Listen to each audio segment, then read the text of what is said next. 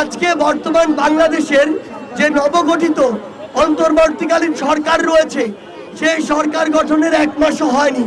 আমরা কখনোই বলবো না যে আপনি এই সরকারের সমালোচনা করবেন না, প্রশ্ন করবেন না, বরং আমরা আপনাদেরকে যৌক্তিক উপায়ে উৎসাহিত করি এবং আমরাও চাই এই সরকারের যে কোনো যৌক্তিক সমালোচনা করতে, প্রশ্ন করতে। কিন্তু 16 বছরের যে ফ্যাসিস্ট সরকার বাংলাদেশে একটি করাপ্টেড সিস্টেম তৈরি করে দিয়ে গিয়েছে, আমলাতন্ত্র থেকে শুরু করে বাংলাদেশের প্রত্যেকটি সেক্টরে তার তোষামতকারী ও মদতপুষ্ট যাদেরকে বসিয়েছে, এখনো তো তাদেরকে সমূলে উৎপাটন করা যায়নি।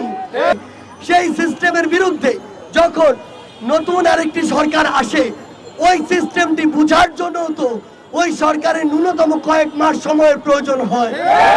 এমন একটি জায়গায় দাঁড়িয়ে সরকারের সবার আগে প্রয়োজন এই সার্বিক অবস্থাটি বোঝা, যারা ওই ফ্যাসিস্ট সরকারের মদতপুষ্ট দুর্নীতিবাজ রয়েছে তাদেরকে ওই সিস্টেম থেকে উৎপাটন করা এবং তারপরে সিস্টেমটি নতুন করে রিফরমেশনের দিকে যাওয়া।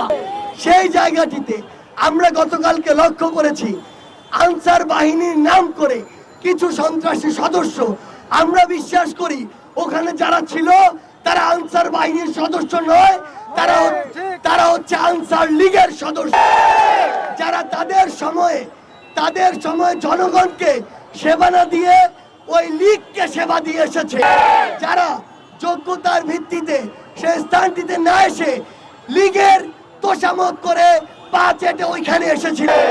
তারা গতকালকে সকালে যখন ওখানে আসে, আমাদের ছাত্র প্রতিনিধি যারা 2 জন অন্তর্বর্তীকালীন সরকারে রয়েছে, তারা মাননীয় স্বরাষ্ট্র উপদেষ্টা সহ অন্যান্য উপদেষ্টাদের সাথে ওই বিষয়ে কথা বলছিল, তাদের একাধিক আলোচনা হয়েছে।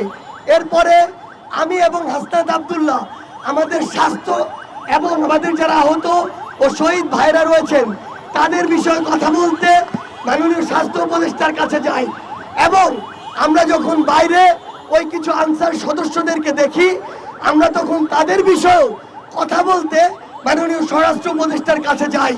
অর্থাৎ ছাত্র জনতা যে কোনো সময় বাংলাদেশের নাগরিকের যে কোনো দাবির জন্য সেটি শুনতে প্রস্তুত এবং সেটি আলোচনা করতে প্রস্তুত। কিন্তু আমরা যখন তাদের একটি টিম সচিবালয়ের ভিতরে নিয়ে এসে সকলের সাথে কথা বলার ব্যবস্থা করলাম, দুপুরে একবার কথা হয়েছে, সন্ধ্যায় একবার কথা হয়েছে, তারা কনভিন্স হয়, তাদের অধিকাংশ দাবি মেনে নেওয়া হয় এবং বাকি দাবিগুলোর জন্য যৌক্তিকত বিবেচনায় কিছু সময় চাওয়া হয়।